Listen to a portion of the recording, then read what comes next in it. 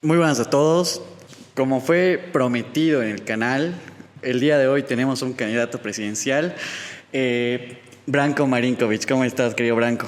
Muy bien, gracias. Un gusto estar con ustedes. Branko, ahora nos encontramos en Camargo, que es a 2 horas de Tarija, 5 horas y media más o menos de Sucre.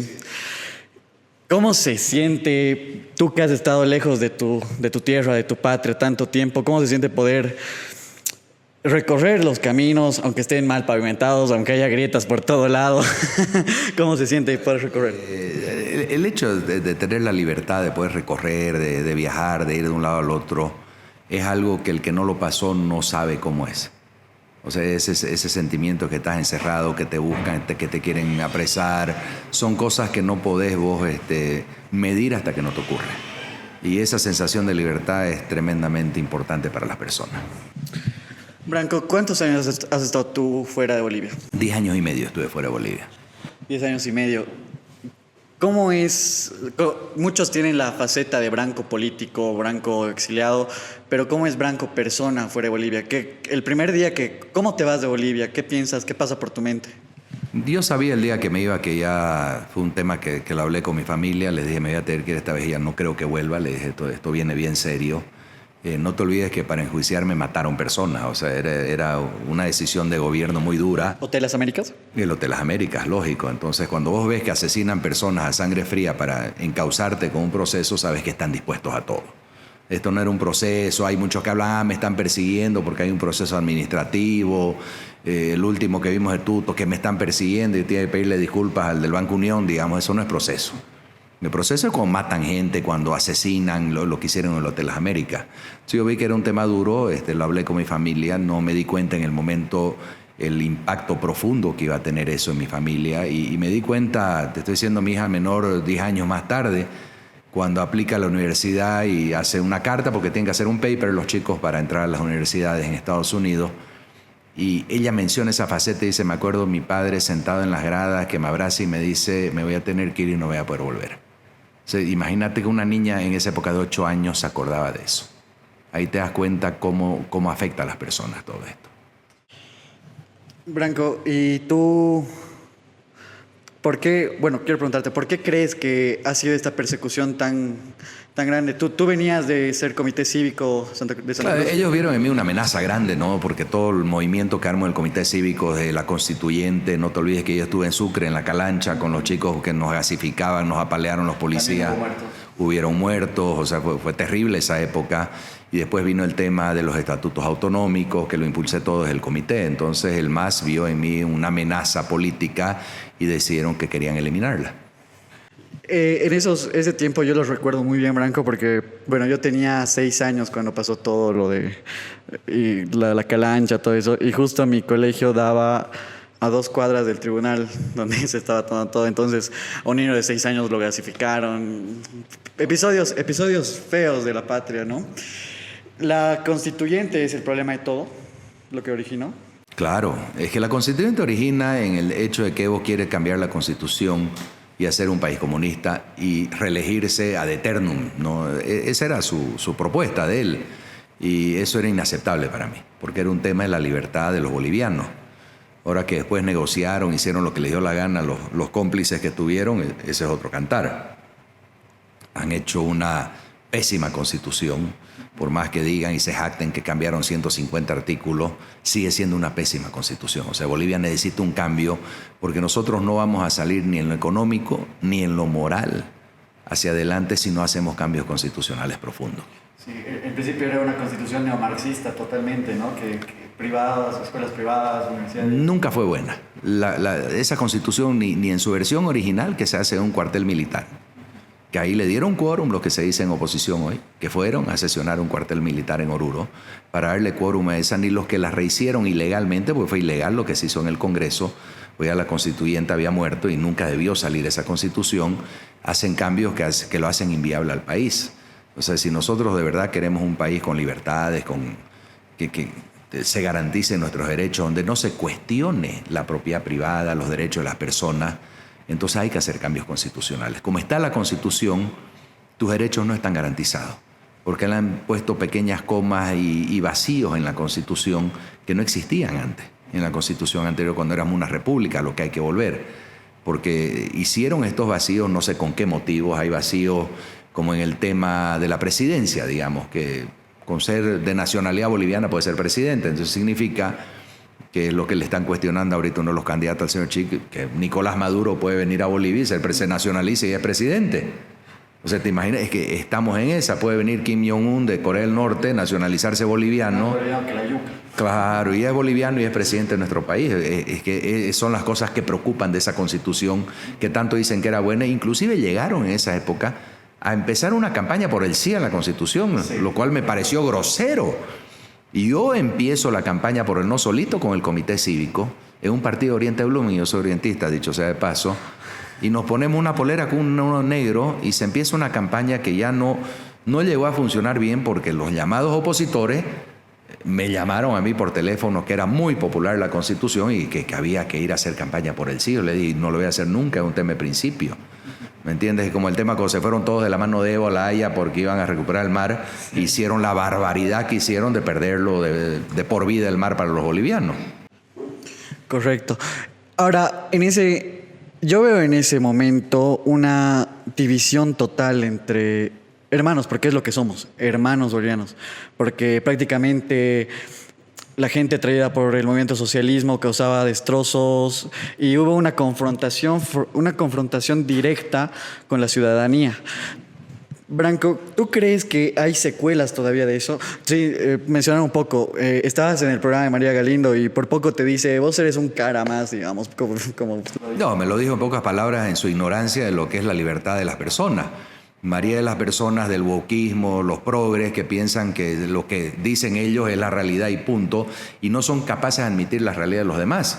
Entonces, para mí es un tema, cada cual hace con su culo, como decimos, lo que le da la gana, eso a mí no me interesa, pero no pueden tener más derechos que los demás.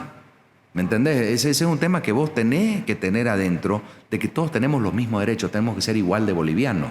No podemos por color de piel, por preferencia sexual, religiosa, nosotros decidir que somos unos más que otros. Y eso es lo que ha permitido el masismo. Claro. Y se refleja muy bien en ella también la división y el odio, para mí el odio entre hermanos. ¿Tú qué crees? ¿Cómo le cambiarías el chip a Bolivia? Porque para ser grandes, primero tenemos que estar juntos. ¿Qué sería el primer paso? El primer paso es que nosotros tenemos que cambiar este modelo político. Tenemos que tener las libertades de poder criticarnos todos sin que sea castigado. Y lo otro, nosotros tenemos que cambiar el sistema de educación en Bolivia. O sea, hay muchas cosas que María me reclamó, como tenés pistas, me dice, ¿no? Es una ignorancia de lo que es el agro cruceño. O sea, nosotros usamos aviones para fumigar, eso es normal aquí en la China, se usan aviones. Y si no tenés una pista, pero ella dijo aeródromo, pensó que yo tenía un viruviru en mi estancia, digamos, son unas pistitas de pasto que se utilizan. Digo, es normal porque trabajás con eso alimentamos el país y con eso progresamos. Entonces nosotros tenemos que tener un sistema educativo que no enseñe cosas de política que tenés que ser de izquierda, que tenés que ser de derecha, no, que enseñe a la gente lo que es la vida, lo que es trabajar, que enseñe principios. Y que nos enseñe a leer historia, no a tergiversar la historia, sino porque la historia te da muchísimo. Porque cuando vos lees un libro de historia, vos aprendés qué ocurrió en el pasado y de ahí tenés que absorber y decir, estos errores se han cometido, no se pueden volver a cometer. La esclavitud, digamos, ¿no? Todos dicen, no, la esclavitud son los americanos que tenían sus esclavos y vinieron y trajeron en Bolivia, en Brasil. Pero ¿vos sabés quiénes eran los mayores esclavizadores en el mundo? Los holandeses y los belgas. En Bélgica había museo de esclavos, o si querés llamarlo zoológico, hasta los años 50. Y hoy vienen y se llenan la boca de decirnos que nosotros somos racistas y no sé qué cuestiones, cuando ha sido ellos. ¿Me entiendes? Entonces, esas son las cosas que tenemos que enseñarle a los chicos en colegio. Tienen que estudiar. Muy de acuerdo, Branco. Tomando igual las palabras de esa entrevista, creo que se ha criticado mucho el modelo cruceño. Más que el modelo, a las personas que llevan a cabo ese modelo. Podemos decir a ciencia cierta que Santa Cruz se ha vuelto el eje económico y está, a mi punto de ver, le está tratando de entrar al eje político, o sea, tomar la batuta. Primero empezamos con uno. ¿A qué se debe el boom cruceño? A la ausencia de Estado. Santa Cruz es una región olvidada, entonces los cruceños decían: voy a hacer mi cooperativa de luz, mi cooperativa de agua, mi cooperativa de teléfono, y empieza un progreso solo, privado, no del Estado. Entonces aprendemos que son nuestros servicios, defendemos nuestras cooperativas uñas y dientes nosotros porque nos han dado buen servicio y son nuestras. Entonces ahí se empieza a desarrollar esta gran industria privada en Santa Cruz que te cambia mucho. El Estado hizo unas cuantas, te doy el ejemplo de lo que era la PIL, digamos, que era de Cordecruz. En el Estado, cuando estaba en manos del Estado, producía 70.000 litros día máximo de leche. Hoy te produce 1,5 millones de litros, ahora que es privado. Entonces te das cuenta cómo van cambiando las cosas. El Estado es ineficiente en todos lados del mundo, no es Bolivia solamente, es ineficiente y corrupto. Pero ahí retrotrae de nuevo la historia y decir, bueno, ¿cómo empieza este tema del comunismo, el comunitarismo, que lo llama el MAS, que es exactamente lo mismo si lees Marx o Engels? Empieza con el enfrentamiento de patrón y obrero, quieren enfrentarlo. Pero como donde logran instalar esto no eran países industrializados, no funciona. Hoy nos tratan de enfrentar a través del tema de género, religión y esas cosas, ¿me entendés? Pero esto es una cosa hecha a propósito, a que nos enfrentemos. Y el MAS utiliza esas mismas estrategias soviéticas, no son ni cubanas, son soviéticas, implementadas en Cuba por los exsoviéticos, para enfrentar a los bolivianos. Nos quieren dividir, que la capitalía, que esto, que la constitución, y nos van cambiando los símbolos. Date cuenta, nos cambian las banderas, el nombre del país, nos cambian todo. Usan ese simbolismo que piensan que eso les ha dado ventaja y le ha funcionado durante 20 años. Solo que la economía, así como cae el muro de Berlín por la economía, está cayendo el masismo por la economía. Y esa hegemonía masista, porque si algo tengo que decirlo y respetar acerca tuyo, Branco, es que te has ido contra un monstruo. Sí. O sea, yo tenía 7, 8 años cuando pasó todo, era un niño, pero siempre apasionado viendo las noticias. Pero todos veían como que el auge de este Estado plurinacional, el auge de Evo Morales Ayma, el auge de por primera vez un verdadero partido socialista reinado Bolivia. ¿Por qué, Branco? Sabiendo que te estabas yendo a un monstruo tan grande. Porque yo vengo de una familia que fue expulsada por el comunismo de la ex Yugoslavia. Los tres me dijeron: no, Yugoslavia no era comunista, era socialista. Déjame joder, es exactamente lo mismo. O sea, eso es lo que viene son los zurdos de closet, le digo yo, que se quieren esconder bajo otro nombre. Acá el masismo, el movimiento al socialismo, tratan de hacerlo light cuando no es exactamente lo mismo. Ahora, miremos la historia. O sea, el comunismo mató gente en todo el mundo, millones de personas. Y no en guerra, sino dentro de sus propios países. Hambre. No, hambre y asesinato. Sí. O sea, vos te vas a una Camboya, el Khmer Rouge no mató de hambre, mató a la gente, los llevaban a campos de matanza, ni siquiera de concentración, y mataron casi 2 millones de personas en Camboya. Stalin, Lenin, yo creo que le podemos atribuir unos 10 millones de muertos en la antigua Unión Soviética. O sea, no hay régimen que haga eso que no sea zurdo. Los regímenes de derecha podés acusar que ha habido dictadores, pero esos son dictaduras, no democracia. La dictadura la dictadura sea de derecha e izquierda es exactamente lo mismo. ¿Me entendés? No podés compararlo con los gobiernos democráticos que han habido en el mundo. La democracia la utiliza ahora el socialismo o el comunismo, como les digo yo, que para mí es lo mismo, para tratar de quedarse en el poder. Y todo, sin equanum, lo que hacen es cambiar las constituciones para reelegirse. Fíjate en Nicaragua, fíjate en Venezuela, en todos lados lo que hacen es cambiar constitución para reelegirse. Quiero hacer un paréntesis, Branco, ya que hablas sobre Yugoslavia, tu padre yugoslavo. ¿Qué es lo que crees que más ha marcado en tu padre hacia ti?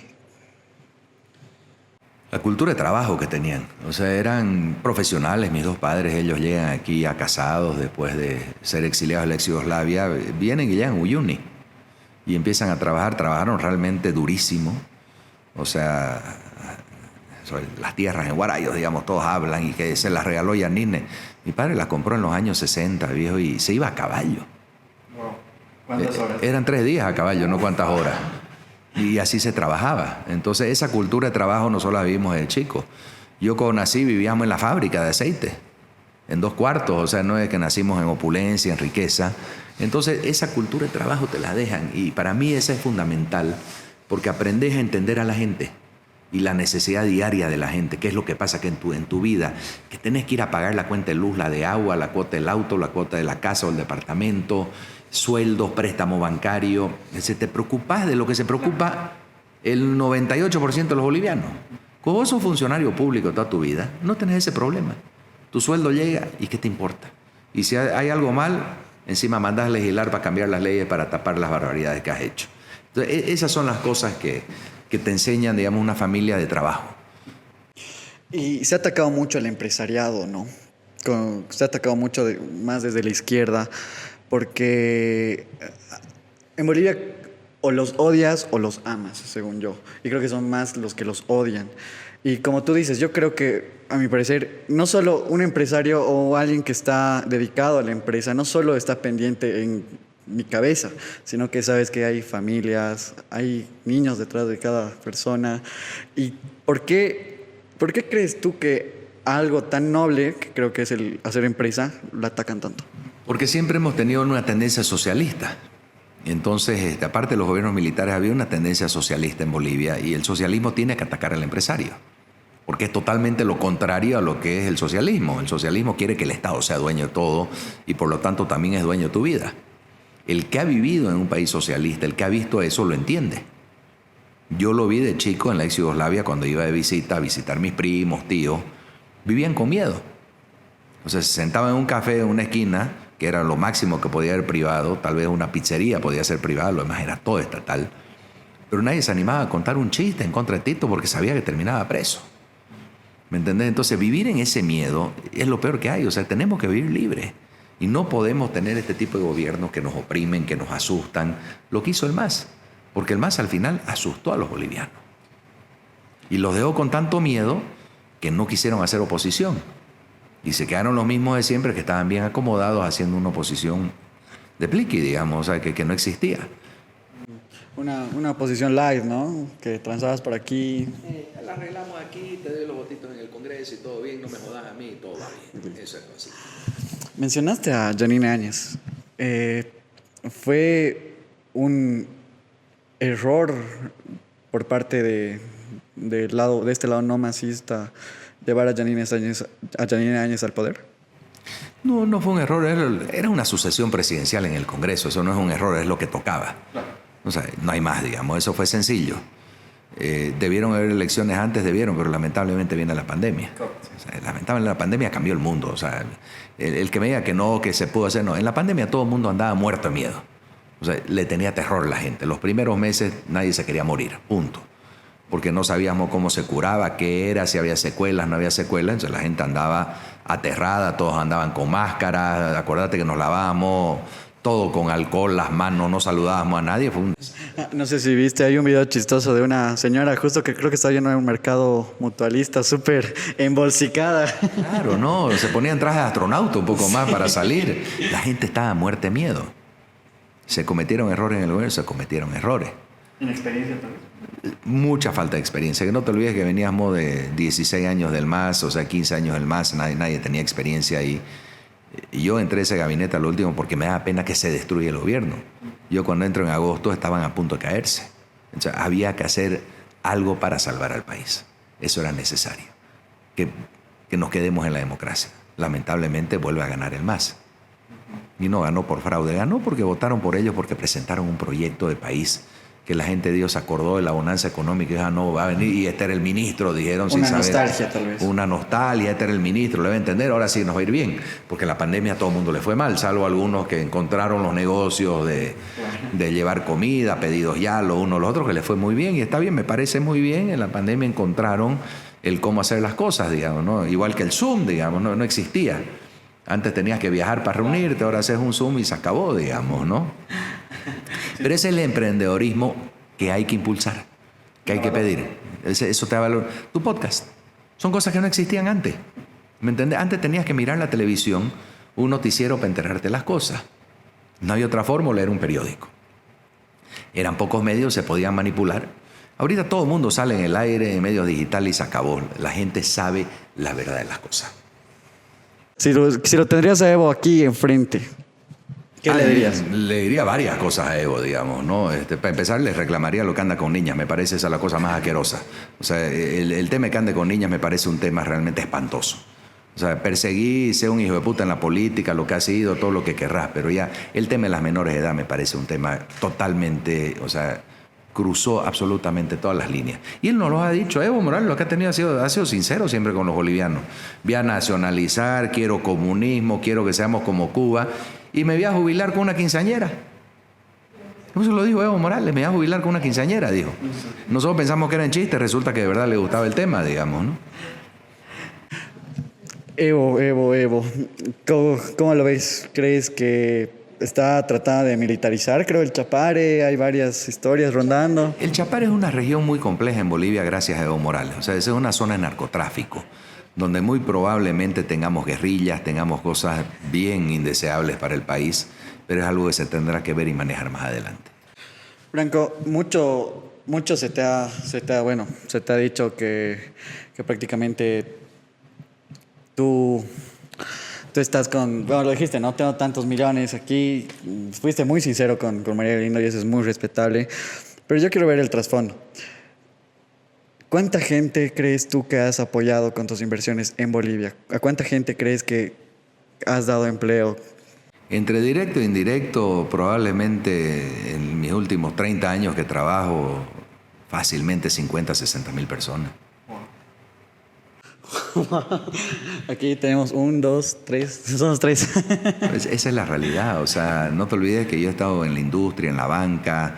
La industria te genera, el empleo directo, si querés, son 1.000 personas, 1.200 personas, pero el indirecto es infinito, son los choferes de los camiones, los mecánicos, los llanteros, los agricultores a los que financiás, ese genera más empleo, o sea, fácilmente, como te digo, son miles de empleos. Sí, indirectamente se cuentan bastantes. Muchos ven en ti un personaje representativo del empresariado. Muchos quieren ser un empresario exitoso, pero, y esto va relacionado con la pregunta del boom de Santa Cruz, ¿a qué tienes que ser, qué tienes que tener, qué idea tienes que plantearte a ti primero para empezar una empresa, para empezar, aunque sea como emprendedor? Escúchame, lo primero que tienes que tener una idea que tiene que ser tuya. Y después las ganas de trabajar. Porque no se hace nada de la noche a la mañana. Toma tiempo. Esto es persistencia, perseverancia, como decimos. Pero tenés que tener también un gobierno que te deje trabajar. Esa es la otra. Hoy en día Bolivia no puede trabajar porque tenés un gobierno que te asfixia con impuestos, que te ataca políticamente, tratan de que te vaya mal y eso cohíbe a muchísimas personas e inversiones en el país. Pero lo único que necesitas para que te vaya bien en la vida es tener ganas y trabajar. Nada más. Entonces, esa es la base de todo. Tenés que tener las ganas de trabajar y la idea de lo que vos querés hacer, punto. Te va a ir bien. Te va a ir bien porque sí, porque le vas a meter. O sea, vas a tener traspié, vas a tener negocios que te van a ir mal, vas a quebrar en algún negocio, pero te tenés que volver a levantar. El mejor ejemplo es Donald Trump. Él declaró quiebra 3 veces y es billonario. ¿En serio? Sí, 3 veces declaró quiebra en Estados Unidos. Wow. Pero siempre se levantó de vuelta. Ese es el espíritu, ¿no? Eso es. Creo que muchos se dejan caer y creo que dicen, no, hasta aquí. Se deprimen y nunca más la hago, yo no doy más que para funcionario, o por eso se hacen funcionarios públicos, es lo peor, digamos, pero bueno. ¿Alguna vez te has sentido, bueno, tanto sea en el ámbito político como en el empresariado, como en el familiar, alguna vez te has sentido deprimido? Y que, sí. Además de cuando te sacaron al exilio. Pero hombre, hay días que te sentís mal, que decís, pucha, todo me salió mal, hay días que, o sea, las ves las cosas negras. Pero ahí tenés que serenarte, sentarte y ya. Decir, ok, ya mañana es otro día y vamos a darle solución a las cosas. ¿Y cuál es tu estado de ánimo ahora? Yo muy bien, ahorita yo estoy entusiasmado con esto, creo que se puede hacer un cambio. Si no, no estaría aquí, digamos, no estaría viajando. Estaría deprimido tomando un trago en algún lado, digamos, no lo voy a hacer nunca. Claro. Yo creo, como te digo, vos podés tener un mal día. Pero el día que viene es otro día, digamos, y tenés que encontrar soluciones. Lo que no podés hacer es no buscar las soluciones, decir, estoy haciendo algo malo, lo tengo que cambiar. ¿Okay? ¿Qué es lo que estoy haciendo mal? Voy a hacer estos cambios y esto me va a ir bien. Vos haces un podcast que vos mismo me dijiste no pudiste grabar nada. Ahorita las revisaste 3 veces en las computadoras y te aseguraste que esté el audio, ¿me entendés? Pero es lo mismo en la política. Si todo sigue igual y querés cambiar, entonces no sigas haciendo lo mismo ni votando por los mismos. Es así de sencillo. Lo vamos a tomar en cuenta. Producción, por favor, tomar en cuenta lo de las computadoras. Branco, se ha hecho un bloque de unidad y ya vamos a los últimos temas personales. Yo ya lo has dicho en varias entrevistas lo que piensas del bloque de unidad, ya lo tengo, pero quisiera hacer otra pregunta. De esos personajes, ¿a cuál respetas más? ¿O cuál crees que tiene más idea de lo que hace? O si incluso ninguno. Es que no se trata de que los respeten, no le falta el respeto a ninguno. O sea, no es un tema de respetarlo, es un tema de no creer en lo que están haciendo. Yo no creo en lo que ellos hacen. No te comes el cuentito de unidad. ¿Cómo me lo voy a comer si andan metiendo gente por todos lados y repartiéndose? Es que su gente misma dice que yo voy a ser ministro de esto y los otros le va a tocar no sé qué cosa. Su propia gente lo anda diciendo. Y no es unidad. Tuto anda por un lado haciendo su campaña, Samuel por el otro, tratando de hacer alianzas separadas. Entonces, si es unidad, ¿en qué están, digamos? Para mí eso no es una unidad, eso es una juntucha para repartir pegas en el Estado, nada más. Yendo a la anterior pregunta, ¿alguna vez te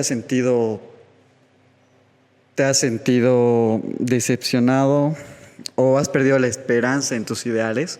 Porque ser de derecha, lamentablemente, en un país como Bolivia, y decir que eres de derecha muchas veces no te arrastra tanta gente. ¿Te decepcionaste alguna vez? ¿Te sentiste...? Compañero, si sintiera eso no estaría aquí yo.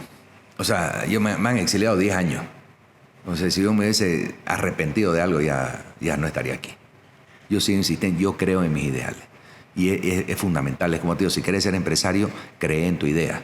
Insistí. En la política es lo mismo. Entonces, si vos de verdad querés hacer un cambio, vos no podés cambiar de rumbo. O sea, vos no podés hoy día ser de derecha y mañana no, ¿sabes qué? Está de moda el socialismo y me voy a ser socialista. Entonces sos un vividor si haces eso. ¿Me entendés? Estás buscando nomás aprovecharte. Si vos crees en tus cosas, no vas a cambiar nunca, te vas a morir así. Te voy a lanzar unas cuantas empresas. Y me dices si las privatizarías o no. No gastes tiempo, las voy a privatizar todas. O sea, ni me las nombré. O sea, ¿para qué? No hay una. Todas las voy a privatizar. Por favor, ¿puedes privatizar el podcast? Tal vez. Bueno, últimas preguntas. ¿Cuál es la función? ¿Qué tuercas le cambiarías a la función económica de la propiedad privada? Estamos con la propiedad desde el 52 que andamos con lo mismo. Es que la propiedad privada tiene que ser privada y no puede haber ni siquiera la idea en el gobierno de que te lo pueden quitar. Es que en ese momento se acabó toda la libertad de las personas. Vos trabajás toda tu vida para tener tus cosas. Pero vos no podés trabajar para tener tus cosas y estar dependiente de un funcionario de gobierno que venga y te diga, ¿sabes que no es tuyo? Es que no es el tema tierra únicamente. Sí. Yo vengo de una familia de un país comunista. A la casa de mi madre llegó un día los del comité comunista y le dijeron que la casa era muy grande para su familia y que tenían que vivir 4 familias ahí. Y la dividieron. Wow. Así, claro. Claro, porque ya permitiste la idea de que se cuestione la propiedad privada. Entonces nosotros no podemos cuestionar la propiedad privada y eso se cuestiona en demasiados lugares en la Constitución. O sea, no puede ser que vos, a ver, mi caso, yo me endeudo en el banco, saco varios millones de dólares de deuda, compro unas tierras y de ahí viene cojudito el gobierno y me dice, no, vos no cumplís FES y yo te voy a quitar todo. O te voy a quitar una parte porque me da la gana. Y los años que yo trabajé, lo que invertí, lo que la sudé, ¿quién me lo devuelve? El gobierno puede decir, te va a pasar una carretera, te voy a expropiar este pedazo. Amén, digamos, es necesidad pública. Pero te tienen que pagar. Es que si vos permitís ese concepto, si abriste la puerta a todo lo demás. A tu casa, a tu departamento, a tu empresa, a lo que les dé la gana. Porque ya vos abriste esa puerta. Ya la abriste, ya estuvo. ¿Me entendés? O sea, es una barbaridad. Es como el que le tira primero un lapo a su mujer, después le va a tirar un puñete. porque ya le aguantó eso y abrió la puerta. Me parece de terror, ¿no? Eso no debería ser permitido. ¿Me entendés? Pero vos abrís esa puerta el momento que cuestionás una función económico-social de algo que es una persona privada. Y ese cuestionamiento no puede existir. Cuando se meten con tus libertades y lo permiten. Es que es tu libertad. Porque no importa si son 100.000 hectáreas o 2.000 hectáreas o 2 hectáreas o media hectárea por último. Que un campesino aquí, porque aquí ha sido la estafa más grande al campesinado boliviano, la tierra comunitaria. Este es tuyo, le dicen, pero no le dan título. Si no bloquea, se la quitan. Si no va, no sé, se la quitan. Si no vota por Evo, se lo quitan. O por eso se lo quitan porque le da la gana. No es de él. No puede vender, hipotecar, dividir, no puede hacer absolutamente nada. ¿Qué le han dado? Nada. Le han dado dependencia al Estado. Eso es lo que no puede existir. Esa dependencia tiene que acabarse. No, o sea, nosotros como individuos tenemos que tener nuestra verdadera libertad. Y le han dado gente que dependa del Estado. Son aproximadamente, se dice que 700,000, si no estoy mal, funcionarios públicos en No sé, Bolivia. con este gobierno todo es sorpresa, digamos, Claro, ¿no? sí. Pero te aseguro que mínimo 600.000 son. Un numerito más. ¿Qué le diría a esos funcionarios públicos que al final van a terminar también siendo, votando, también decidiendo por el futuro del país? ¿Qué les diría a esas personas que están Que les vaya acobijados? mejor en la empresa privada.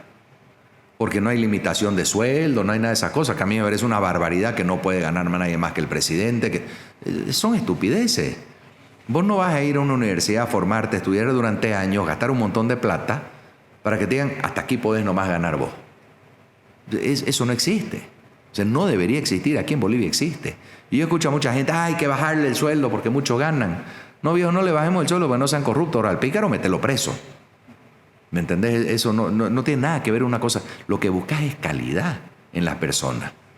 Pero, a ver, yo te pregunto, un gerente de banco gana $25,000 al mes. ¿Se va a ir de ministro por 18,000 pesos? No se va a ir. ¿Me entendés? Y si van, generalmente van los que quieren, pues, recaudar de alguna otra manera. Ese es el tema. O sea, yo cuando fui al ministerio, a mí que me importaba el sueldo, porque no lo necesito. Pero vos necesitas gente que sea transparente y honrada en el gobierno. Y para eso asegurate pagarlos bien. Si no, no estés reclamando después que son corruptos. Los pobres policías arriesgan su vida en la calle todos los días, les pagan mal, y dice, pucha, es que nos saca coima. Viejo, tiene que vivir. Pagale más y no reclames. Ahora, si vos le pagás bien y sigue siendo corrupto, votalo. Punto, es sencillo. Bueno, Branco, ha sido muy grato tenerte aquí. No, gracias Espero a hayas ustedes. estado muy a gusto y te deseo la mejor de las suertes y mucha fuerza para este inicio de campaña del 2025. Muchísimas gracias, te agradezco. Muchas gracias. Nos vemos.